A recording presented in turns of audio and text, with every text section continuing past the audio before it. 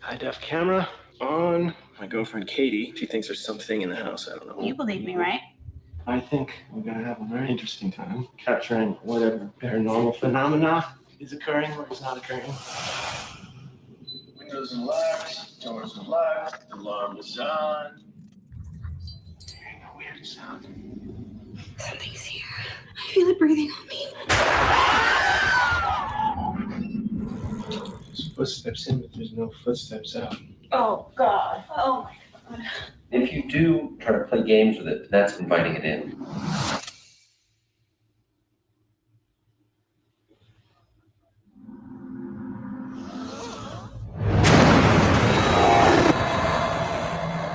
Jeez, looks like something bit you.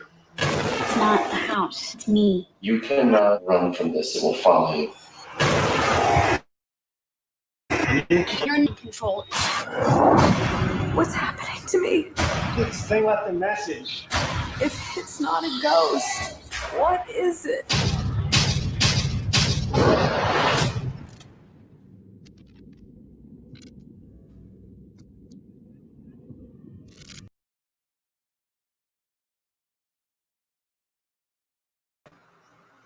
Yeah.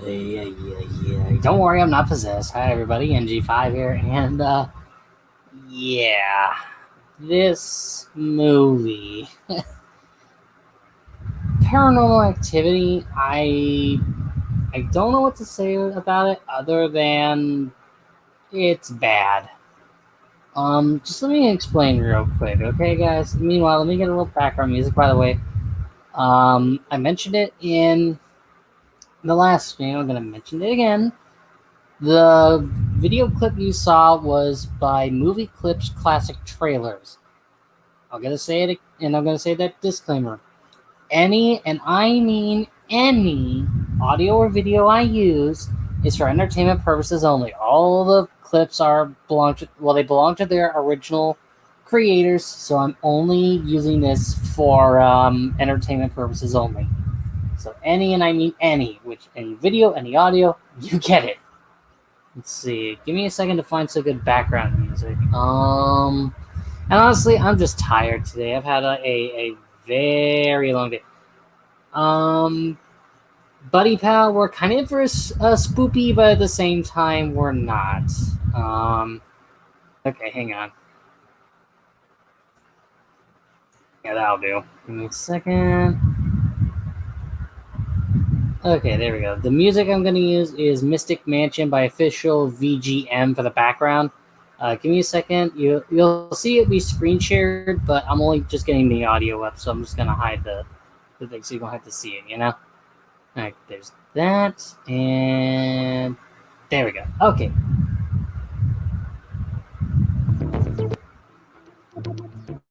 So, Paranormal Activity.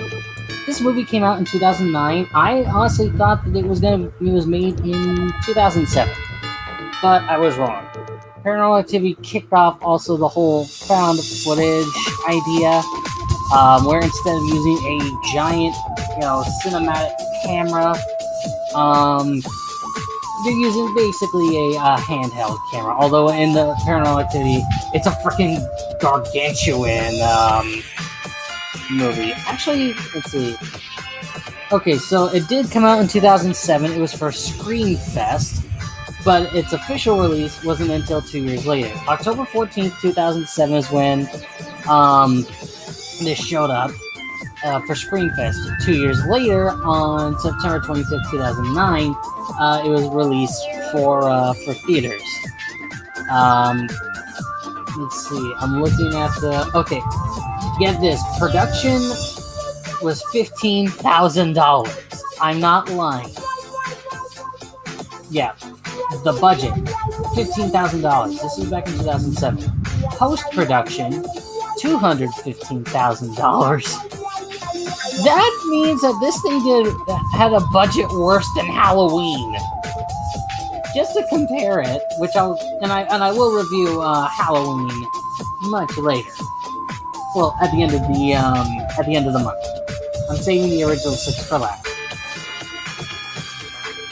The budget for Halloween was $300,000 to $325,000. This movie somehow had a. This is a literal definition of a budget movie. Let's see. This was produced, written, directed, photographed, and edited by one person, Oren Kelly. How about that? It was originally developed as an independent feature. Makes sense. But then Paramount decided to grab it up and, dress it up a bit. Alright. The film is the first movie. It's chronologically the third entry. A parallel sequel and prequel, Paranormal Activity 2, was released in 2010. The prequel, Paranormal Activity 3, so it goes 3, 2, 1. And then Paranormal Activity 4 is a sequel to Paranormal Activity 2. 5th and 6th installments are spin-offs, and get this. There's gonna be a 7th movie released in 2022. Goody. Anyway, what's interesting about Paranormal Activity, though, is its location. Because it takes place in 2006, and it actually takes place down in San Diego. Hey, that's my hometown! That's dope. Let's see. So, Katie claims evil presences have been haunting her since she was a child, so, Micah, I think that's I know that there's the group CinemaSins, and the character Katie keeps saying Micah's name wrong. It's supposed to be Mika.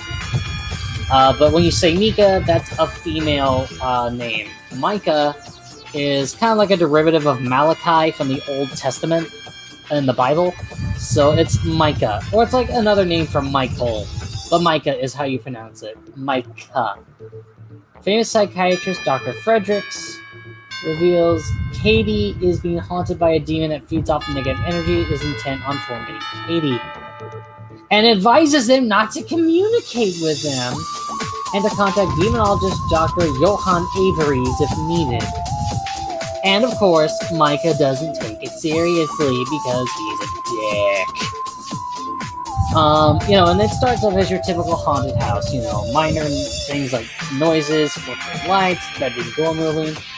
But Micah does the dumbest thing possible. He starts taunting the demon, and that just makes it worse. On the 13th night, the demon angrily screeches as a loud thud and the door slams shut. Micah, you pretty much pissed off a demon. Yeah, and then,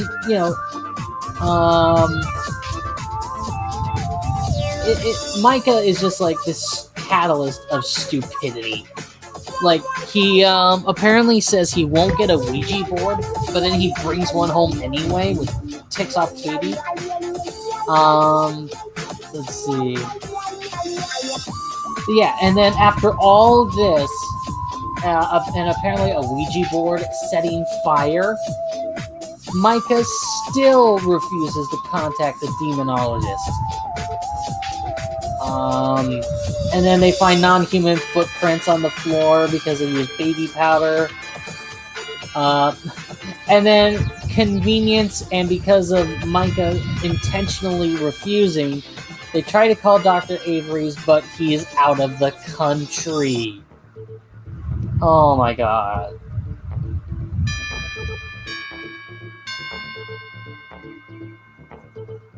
Let's see.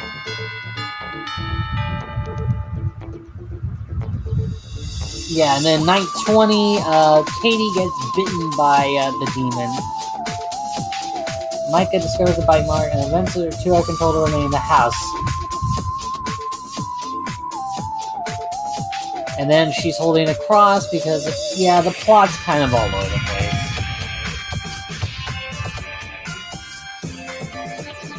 Micah takes the cross and burns it. Just as they're set to leave, the possessed Katie insists they stay. Night 21, Katie gets out of bed again and stares at Micah for 2 hours before going downstairs. And then Katie starts to scream. Yeah, and then Micah finally gets killed. Because he's, yeah, and then Micah's body is violently hurled at the camera, which is knocked off the tripod, revealing the demonic Katie standing in the doorway with blood on her shirt. Yeah, and then she's apparently fully possessed. So yeah, Micah is apparently dead, and Katie's now possessed body is gonna go cause all kinds of trouble.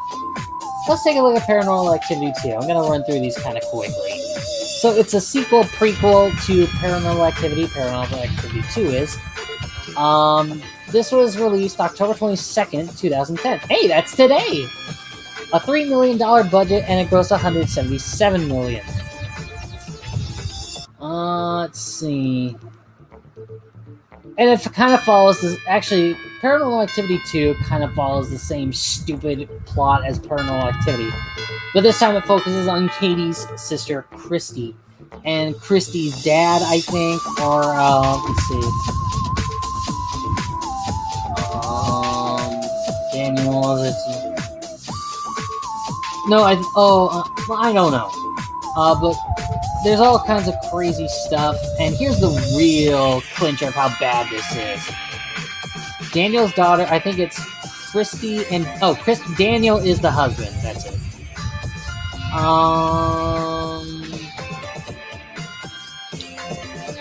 Let's see. Danny's daughter, Allie, begins investigating mysterious habits. Humans can make deals with demons for wealth or power by forfeiting the soul of their firstborn son, but if the deal is not null, the demon will stick to the family until another son is born. Hunter was the first male to be born on Christie's side since the 1930s.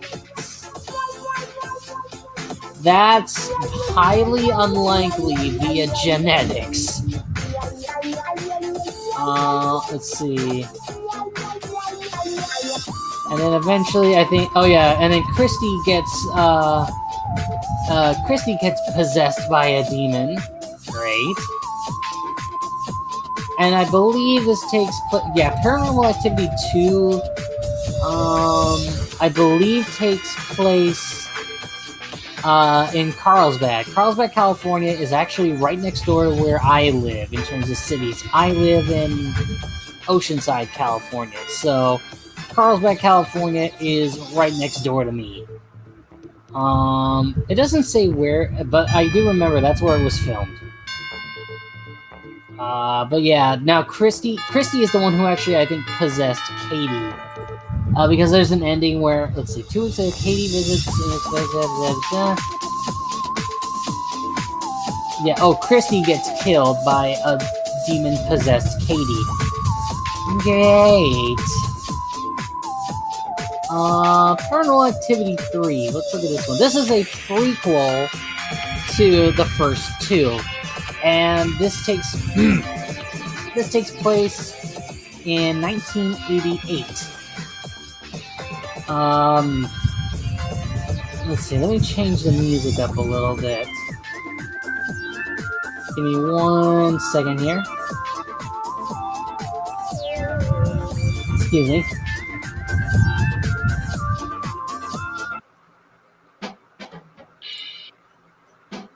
Okay, it's still official VGM, but I just changed it to Hanging Castle from Sonic Heroes.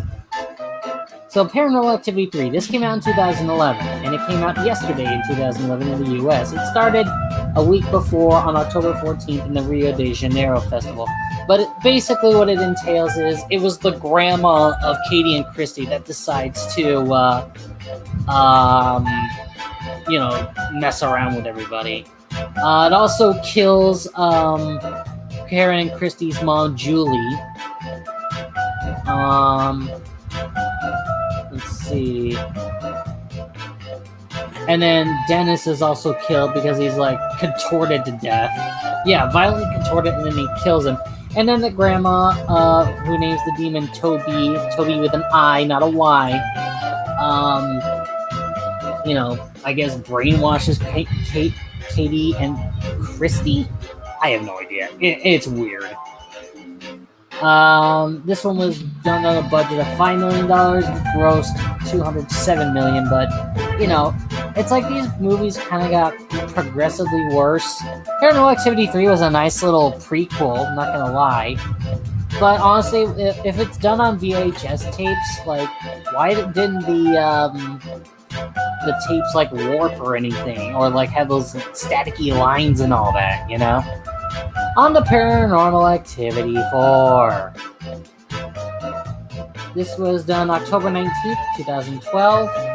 I just noticed it's done by Blumhouse Productions. Blumhouse Productions are the people behind Insidious, Sinister, The Purge, Oculus, The Gift, Split, Get Out, Happy Death Day, Upgrade, Halloween. So they're helping with Paranormal Activity. So this takes place in November of 2011. Let's see. Alex Nelson lives in a wealthy suburb of Henderson, Nevada, with her father Doug, mother Holly, little brother Wyatt.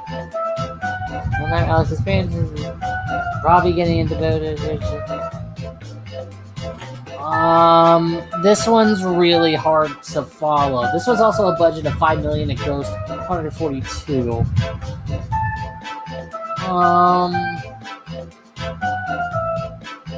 It looks like Wyatt might have been a son of Katie or something. But again, Paranormal Activity 4, I'm not going to go into it. It was bad, honestly. It was so hard to follow. I can't even talk about it because it's just like all over the place. I don't like that. You know, it's just, why? Why does it have to... It doesn't follow a concrete story. I think it's about like a kid getting adopted, but it turns out to be Katie's kid, and Katie's still after the kid or something. But let's move on to Paranormal Activity, the marked ones. This is number 5. I think it's a spin-off of the other ones. This was released January 3rd, 2014. It budgeted $5 to $9.2 million and made almost $91 million. This one, yeah, this is a spin-off. But again, it is so hard to follow. But there is a little connecting end, and that is Hector. Let's see if I bring it back up. Yeah, let's see. So that these Latino American kids all wind up becoming part of the whole Paranormal Activity bit. Let's see. Jesse's the villain in this movie. Jesse becomes dark, suicidal, and violent as a result because he gets attacked by an unknown force. Let's see. Disturbs Hector and Marisol, who meet Arturo, Oscar's criminal brother. Arturo tells Oscar that he was in contact with Allie Ray, who had researched the demons after her father Daniel and stepmother Christy were killed and half-brother kidnapped by a possessed Katie. That's referencing Paranormal Activity 2. They meet with Allie in the park, where she tells them that Jesse has been marked by a worldwide coven of witches called the Midwives, who have been brainwashing women to give up their firstborn sons to create an army of possessed young... What? That is the most cop-out move in any movie I've ever heard. Allie gives an address to where a final ritual to take place and warns Jesse will no longer see after the demon fully consumes him. Jesse's concerned grandmother Irma gives a botanica, which is a religious goods store, tries to cleanse Jesse, but he telekinetically thrashes the living room. Next morning, Irma is pushed down the stairs by Jesse and takes to the ICU. While Hector and Marisol drive to the hospital, Jesse ambushes them in the street and attacks Hector, but Marisol knocks him unconscious with a bat. Van smashes into a car and kidnaps Jesse. With help from Arturo to find his friend Santo, Hector and Marisol go to the address, which turns out to be Lois's house. And I think Lois is the grandma from Paranormal Activity 3. They enter the garden, Coven members with knives rush in to attack, but Arturo shoots them both. He urges Hector and Marisol to run the house while he stays alone in self-defense. Arriving late in the doorway is Santo, found dead. Marisol disappears and Arturo is thrown into a window near Hector, having been overpowered and killed by the Coven. Marisol's thrown through a glass roof, runs into a figure resembling Anna, and flees to a closet to hide. When he comes out, possessed Jesse then appears and chases Hector, who runs into a room and shuts the door. Jesse asks a panicked Hector to open the door with a normal voice, but after Hector refuses, Jesse breaks down the door, forcing Hector to go through a strange brown one. And then somehow Hector winds up in Paranormal Activity 1.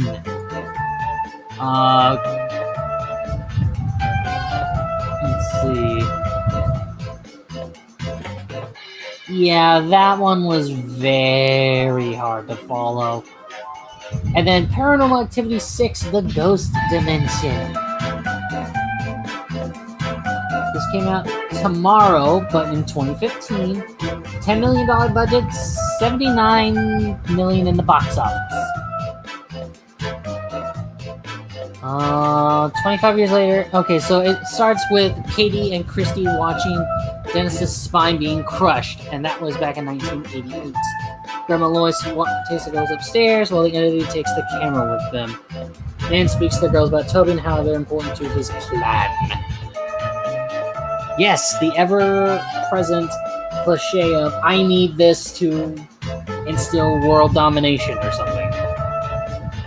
2013, Ryan Fleek with his wife Emily, 6-year-old daughter Layla, about to celebrate Christmas when Ryan's brother Mike moves in after breaking up with his girlfriend. Along with them is Skylar, who notices Layla is talking to a imaginary named Toby. Mike finds a box of old videotapes dating from 88 to 92 and a very large video camera. Tape shows, Paranormal Activity 3. While others from 1992 are in Lois's house, where the two are practicing supernatural abilities with mysterious man. Ryan and Mike notice that the girls are seemingly aware of the pair's presence. They're able to foresee Ryan and Mike's every action as the two simultaneously watch the video. Leia's interaction with Toby coincide with Ryan using one camera in the house, where he notices the camera picks up spiritual beings. He decides to record overnight to see what weird things are occurring. Black figure rises out of the ground, hovers over Leia for several hours, and she eventually talks to it. Soon Skylar is attacked. Next night, Ryan tapes Leia sleeping, but a demonic spirit appears and forces him to drop the camera. The following day, Ryan and Emily discover a slab of concrete in the ground with Katie Christie in the year 1987 etched into it, and realize their house is built on the same property that Katie and Christie used to live in before it burned down in 92. Grown-up Katie sold the house to the family, which was built by a coven, which is called the Midwives. Duh. Liv gradually becomes less talkative, and Ryan and Emily call Father Todd. Layla attacks Todd, and he is convinced that Toby is a demon. What is it with demons and being called Toby? Ugh. Ryan researches the cult and realizes they killed a family in Nevada related to a boy named Hunter, and that was Paranormal Activity 4, who was born on the same day as Lila. On the tape also shows Hunter in 92, despite not being born until 2005. And that is a reference to Paranormal Activity 5, the marked ones. He learns that Layla's blood is needed to finish Toby's transformation into a physical being. One night, Layla's interaction with Toby leads her to an open doorway to another world, into which she disappears. Ryan and Emily find her and flee with her to a hotel. Father Todd attempts to cleanse the house and traps the demon, but is strangled and dragged away by Toby, leaving the family to finish the cleansing. Ryan then traps the demon in a white sheet soaked in holy water and finishes the prayer. Layla returns to normal and the demon disappears. After thinking the ordeal is over, Skylar starts to vomit blood all over Mike, but the blood burns him, killing them both. Layla flees, and Ryan and Emily chase, but Ryan is killed when a large arm impales him through his chest. Layla sprints into the portal in her room with Emily following. She arrives at Christy and Katie's mother's house in 92, where she finds a young Katie and confronts the human version of Toby. Emily pleads with the demon to spare Layla, but is killed. Her body is tossed to the camera. Layla and Toby walk off. Oh boy, and there's an alternate ending. It's a happier ending. Layla turns back to normal. 4 months later, family begins to move to another house. Ryan finds a VHS tape of a young Katie and Christy, but decides to destroy the evidence to bring the demon back. Emily turns to find Layla with younger Katie and Christy holding hands, and she states, "Look, Mommy, my friends are here." The next scene, set sometime later, shows a pregnant Emily at Layla's birthday party. Layla wishes her baby brother, being Robbie from Paranormal Activity 4. And from the videos appears and picks up Layla as everyone celebrates, and the film ends there. Well, This one apparently did. Let's see, what did it get? Yeah, it's the worst. It's it's probably one of the worst of the Paranormal Activities, if not the worst. So Ghost Dimension was supposed to be the final installment in the series, but Paramount said they're doing the 7th one. It was supposed to be released on March 19th of next year, but in August 2020, the film was delayed to March 4th, 2022. Now, what do I like and dislike about the Paranormal Activity franchise? Well, there's so much negativity. You have the whole, in each and every one of these Paranormal Activity, in each and every one of these Paranormal Activity, let me just change the music while I'm reviewing this. Let me just think here. I'm just changing it to something where I can think properly. Alright, I'm gonna use...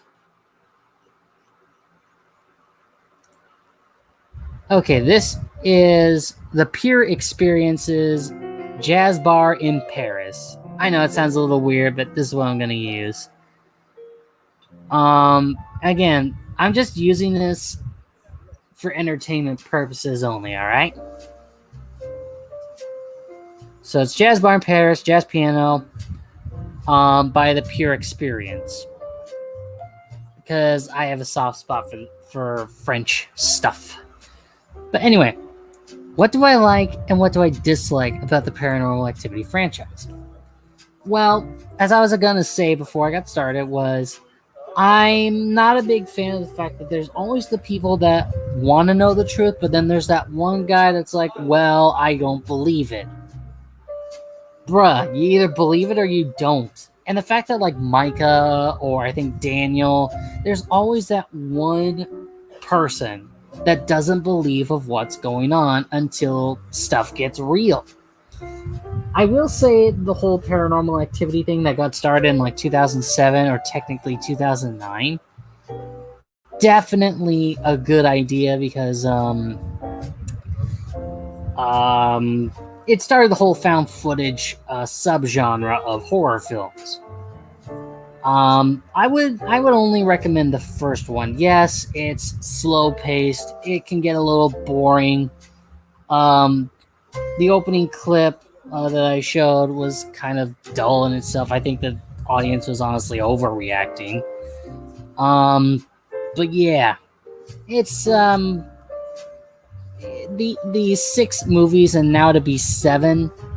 I honestly only would recommend 2 now that I think about it.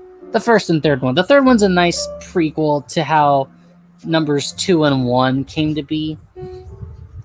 But yeah, I wouldn't recommend them that much. They're really not worth your time because by the 4th one, it just kind of falls apart. Like 1 was good, 2 was actually bad, 3 was probably the best of the bunch, and then 4, 5, and 6, and probably 7 are going to be just yuck. Anyway, I'm NG5, and I honestly forgot what I'm going to be reviewing tomorrow. I was going to do modern horror movies and why they're not that great, but I'm like, I've kind of done that more or less. So I'm going to be talking about something probably different. Stay tuned for that, and stay healthy, everybody. See you later.